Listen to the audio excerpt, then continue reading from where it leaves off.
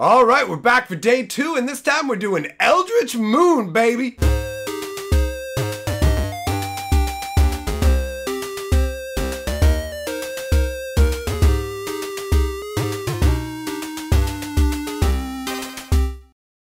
Greetings, owners of fine luxury cardboard rectangles. Welcome to the second episode of Boosted Awareness. What do I want to talk about today? Atmosphere. I want to take a look at a booster pack of Eldritch Moon and see how well one booster pack can encapsulate and capture the atmosphere of a particular world or a particular set. So I'm going to give you a little bit of background, because if you don't know about the world that Eldritch Moon is set in, then you're not going to know as we go through the pack if they're doing a successful job. So I'm just going to give you in really broad strokes some information, because some of the stuff we're going to talk about in lore videos in the future. It's really interesting. So we'll start with Emrakul. Emrakul is a massive Eldrazi titan, okay? And basically the world of Innistrad, that's the world that the set that we're opening today is set in, has been attacked by Emrakul. Now Emrakul is an otherworldly being who essentially lives outside of all dimensions. It's a very weird setup, and Emrakul is the most powerful of these Eldrazi, to the point where she can warp reality significantly, affecting even planeswalkers. So at this point, the setting of Eldritch Moon is Emrakul has come to Innistrad, and massive changes are happening as a result. All kinds of creatures are being perverted and turned into horrors. All kinds of like tentacle monsters and just spring. That's what Emrakul's known for, crazy tentacles and hooks and things like that. So all kinds of creatures are being horribly turned into variations of Eldrazi spawns and things of that nature. And there are undead horrors running over. Basically, it's just a really, really dark gothic world with also now Lovecraftian horror style running around in it. So I want to see how well one booster pack can transmit that atmosphere. So my friends, let's join in. No, let's not join in. Let's jump in and take a look. All right, we're testing out a new recording style here. Let's see how this works out. The last one, it kept jumping all over the place. So I'm hoping that this will result in a more steady experience, and I'll just improve it from here. So, as I said, we're looking for the atmosphere here. Does it transmit that atmosphere? And starting out with the first card here, Choking Restraints. I mean, when you look at the artwork, all you see is something alien and otherworldly, obscure. Like, is that supposed to be the roof of some kind of house, like the ceiling of a building is in? Or is that supposed to be Emrakul up in the sky, just extending some tendrils down? Is this a random Eldrazi? Either way, you can see the tentacles and the horror. This guy doesn't stand a chance. You can look, he's pulling at it in desperation, the same way you would against a bunch of chains that are just holding you in a way that you can't fight. So that definitely, in terms of art, transmits that atmosphere, the hopelessness. You've got like the dark aspect up in the upper left hand corner there. It's a really bleak piece of artwork here. And what does it do? 1 white, 2 colorless, enchant creature. Enchanted creature can't attack or block. 5 mana, sacrifice Choking Restraints, exile enchanted creature. Well, the flavor behind this is fantastic. While you're all caught up in these tendrils, obviously you can't attack or block, and 5 mana exiling the creature represents the Eldrazi just pulling this guy away into nothingness, or just ripping him apart with the tentacles. But more than likely, pulling away into nothingness, since it's exiling. But very cool. Definitely giving that otherworldly feel. Then we've got Strange Augmentation. All right, this is another one that definitely instantly transmits there is something wrong here. All right, so we've got a 1 black enchantment. It enchants a creature and gives them +1/+1. And then it's got Delirium, which is a keyword ability specifically tied to the world of Innistrad, and it represents the insanity brought on by Emrakul here. So the Delirium part of it says enchanted creature gets an additional +2/+2 as long as there are 4 or more card types among cards in your graveyard. So to represent the destruction of all the different things in Emrakul's growing power. This is an augmentation granted by Emrakul, and you can see all these crazy tentacles lashing about, and that represents that boost that's given. And it really does take away a lot of the humanity. If you saw this, your brain wouldn't be like, oh, how can I help this woman? You'd just be like, I need to get out, I need to go, I need to be gone right now. This is not a safe place for me to be. So right now, in terms of giving the flavor, I mean, look at this is the woods. You'd be wandering out there in the misty woods, just out of nowhere. Off in the distance, it might look like a human figure, even being attacked by some tentacles. You might rush up and then it's like, oh, you've made a terrible mistake. In terms of flavor, this is definitely another win. And we've got Woodcutter's Grit. 1 green, 2 colorless instant. Target creature you control gets +3/+3 and gains hexproof until end of turn. The magic used by Kessigers is known for its practical applications. I enjoy the flavor behind this. The idea that a creature is getting a massive boost from the spell, but it's also the type, like basically this dude here is able to cause this surge of strength through himself. You can see the muscles are just bursting through his shirt up at the shoulders. You can see he's tearing through his shirt. He's growing in size at instant speed and he's whipping around basically in a full circle, just smashing all these trees. If you look in the background, you may not have noticed, but there are tons and tons of jagged trees that he has just hewn through in one giant circular motion using that massive axe.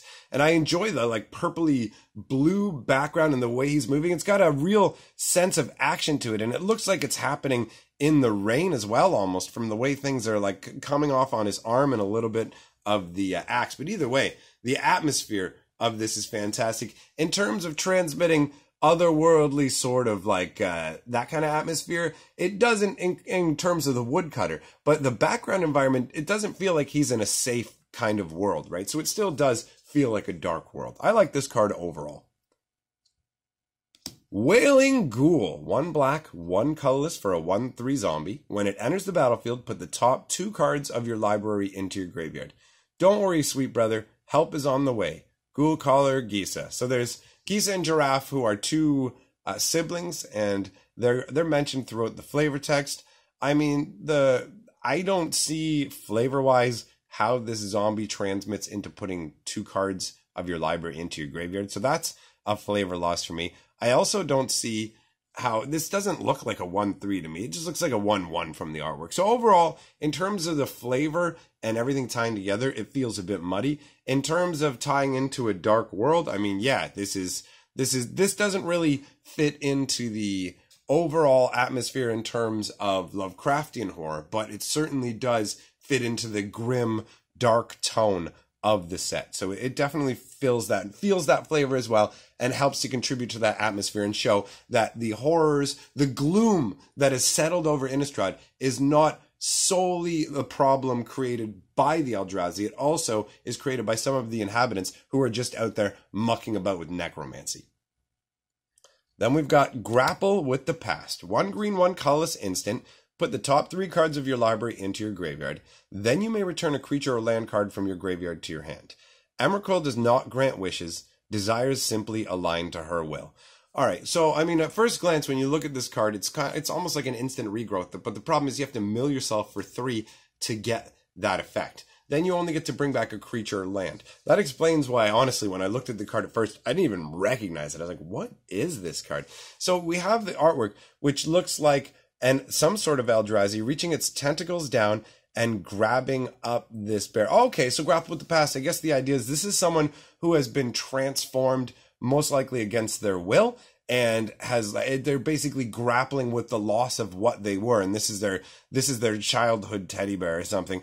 And it's interesting, they've got the little bit, like you've got the teddy bear, which has like a soft, sort of gentle childhood nature to it, but one of the eyes is popped and hanging out. So it's not, the thing isn't in disrepair. It's just showing that something's wrong here. I enjoy the flavor of that, the Grapple with the Past, combined with the idea of someone who was not an Eldrazi, who's become one, longing for what was and going digging for it, and the destruction that will be caused looking for that. Interesting flavor-wise. And this does also transmit the overall atmosphere of the world. The idea of someone looking down like a well, maybe this is a well at the back of their like abandoned estate or something that they're looking down. I don't know. But either way, it's very, very evocative artwork.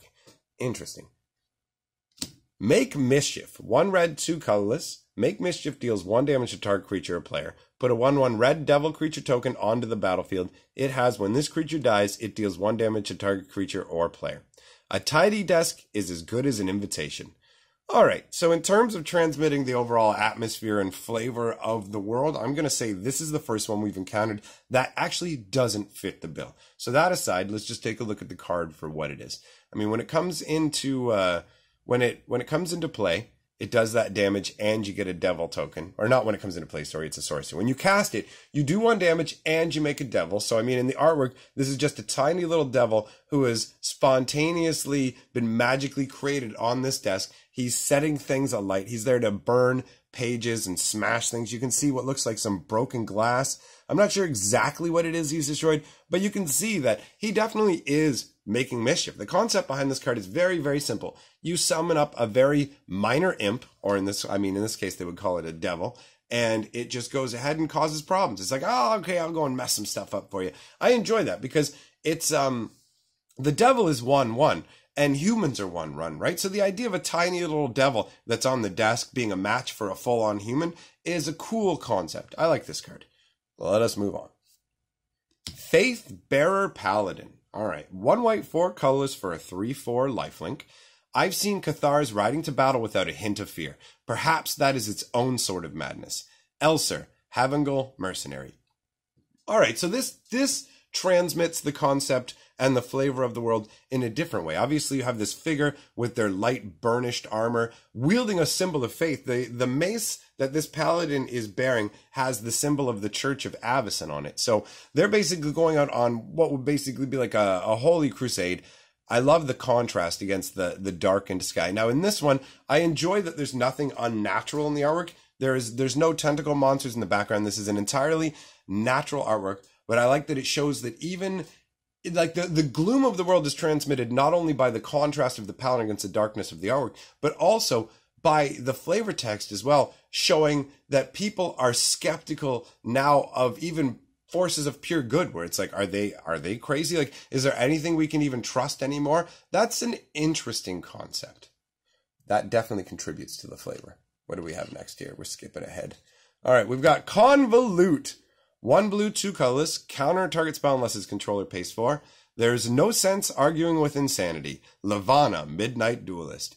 Fair enough. All right, so Convolute is a very straightforward counterspell. I mean, this doesn't transmit anything in terms of atmosphere or flavor for overall for Innistrad, so it's not fitting into that bubble.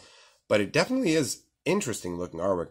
I'm not 100% where the countered spell is. Is it the tiny little splash right here? Is that the spell that's being countered? Or is it like kind of funneling inwards while this force is out breaking against it? A lot of counter spells are more delineated in terms of what's going on. It's very nice to look at in terms of the colors and the waves, but it's not clear. I suppose the artwork itself is convoluted, and since that ties into the name, that is its own kind of fun. Rise from the Grave. 1 black, 4 colorless. Put target creature from a graveyard into the battlefield under your control. That creature's a black zombie in addition to its other colors and types. Don't get too comfortable in there. Alright.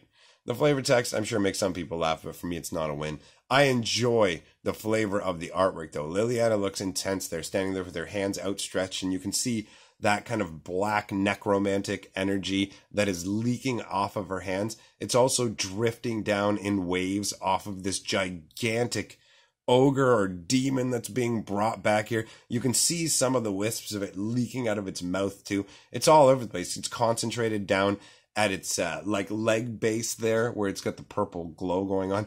This definitely has a murky, dark horror feel to it. Totally easily fits into the overall atmosphere of this particular set. So that's a nice fit, and the artwork is enjoyable too. The contrast of a small unguarded woman versus this gigantic hulking undead zombie brute that's just raging up out of the ground, or not raging, sorry, but slowly lifting its ponderous bulk out of the ground while turning towards her. I mean, this could easily be pictured as some kind of titanic fight as well, as opposed to her creating a subservient corpse. Very interesting. Drogskull Shieldmate. 1 white, 2 colorless. It's got Flash, 2/3, Spirit Soldier. When it enters the battlefield, other creatures you control get +0/+1 until end of turn. I will join you so that you will not yet join me. You know what? That flavor text is all right. The wording is a little wonky. I don't know how much I like the wording of it, but the concept behind it is fun. It's like, my spirit is here. I'm here to help defend you so that you don't join me in the spirit world anytime soon. I like that. In terms of the overall transmission of the flavor of the world, I mean, we have spirits here that's only goal is to make sure other people aren't getting wiped out too quickly. You've got a very dark, gloomy kind of setup, and like this is a creature of light, but they're barely shedding any light at all into this scenario. So overall, yeah, it's got that gloomy kind of feel, but it's got hope to it as well. I enjoy this artwork. I like the way that this is portrayed. Mercurial Geists. That's what's next. So 1 red, 1 blue, and 2 colorless. Whenever you cast an instant or sorcery spell, it gets +3/+0 until end of turn.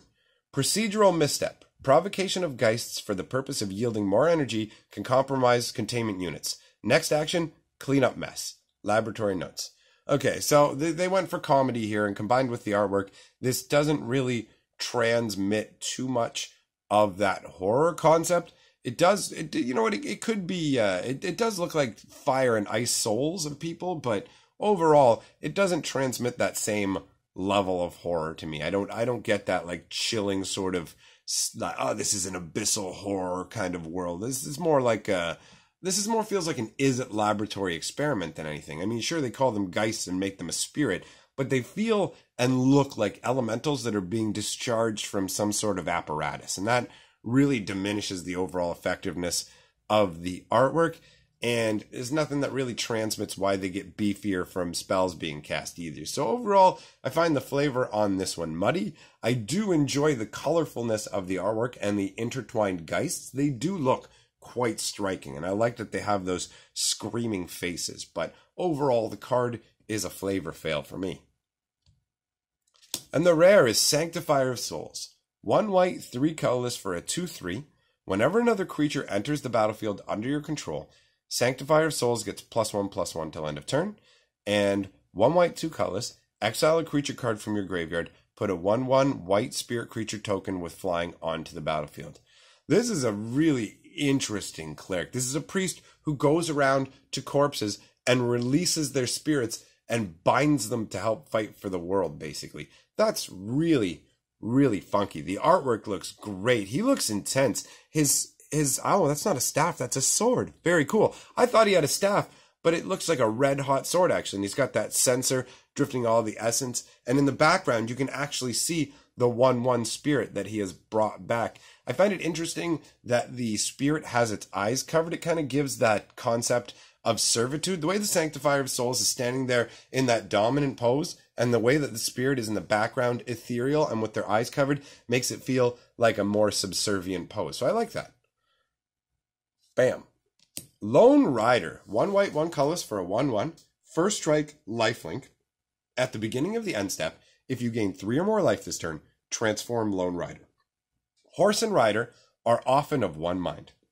Now, guys, this is a transform card, which means we flip it over and we get it that rides as one.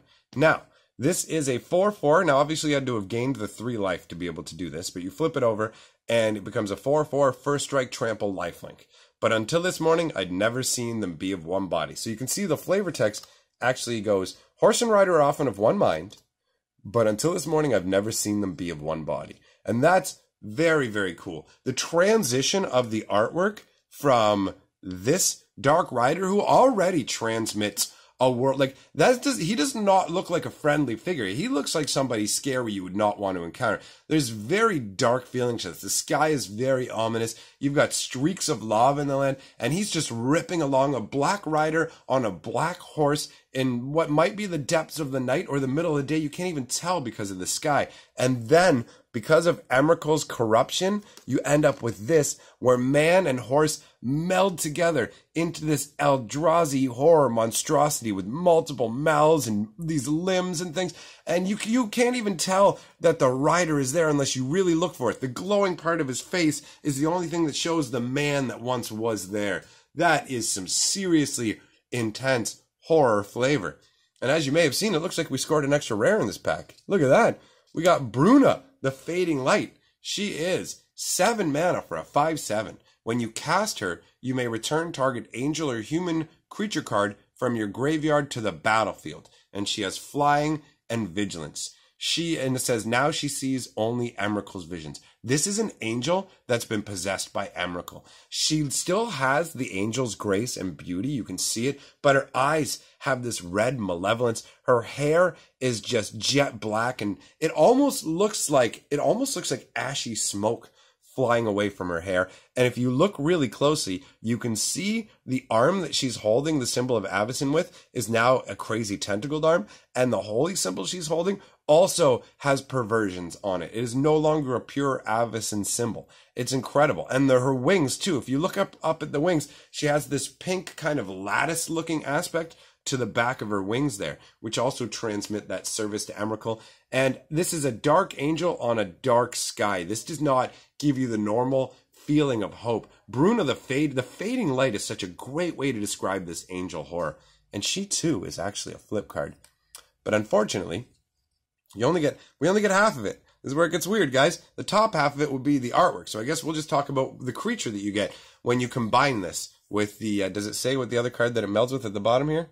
Melds with Gisela the Broken Blade. Okay, so when you put this and Gisela the Broken Blade together, you get a 9/10 flying first strike vigilance lifelink. Your opponents can't cast spells that cost 3 or less. That's amazing. And the flavor text says, upon discovering what had become of her sisters, Sigarda could only weep. Oh, well, if we had the top artwork, maybe we'll get that in another pack. If we had the top artwork, we could show you that. But man, the flavor behind this, it 100% contributes to the flavor of the world. Very, very dark, both sides of it. I absolutely love it. And then we've got just the insert card, which is nothing really to rate that on because that just lists all the cards that you could be using. And finally, we're finishing off with the zombie token. So you get a 2/2 zombie token, and he's just basically a regular townsfolk. Normally, people are 1/1, so becoming a zombie makes you stronger, where you have that undead resistance because it doesn't matter to you the damage you take. In fact, look at him. He's missing part of one of his arms. He's just got a skeletal arm with his hand dragging there on the ground. That is horrific. This very much contributes to that horror vibe, that overall loss of hope. I mean, this is a village. You can see he's in a village. Like, there's no one there to get rid of this zombie. This village must have already been overrun. And that is a sheer sense of hopelessness. So I would say overall, this pack did a very good job of transmitting that. Let's hand it back over to me. Well, I have to say, it actually transmitted more atmosphere in one pack than I had thought it would. So I'm very pleased with the results of that. Let us take a look at what the 6th color of magic is up to today. I am a pepperoni lover pan pizza, and together we are the 6th color of magic. If you have not yet sent in a 6th color of magic clip, do it up! Get on in my videos! There's one thing left to do, and that is to roll the golden scroll. Alright, and I guess there's actually one more thing left to do now too. That is give you some offers of what you can do next. Would you like to watch some more of this Boosted Awareness series, the first episode, or other ones that may have been uploaded if you're not watching this the day it came out? Or, what's over here? What's this? And I'm history, baby.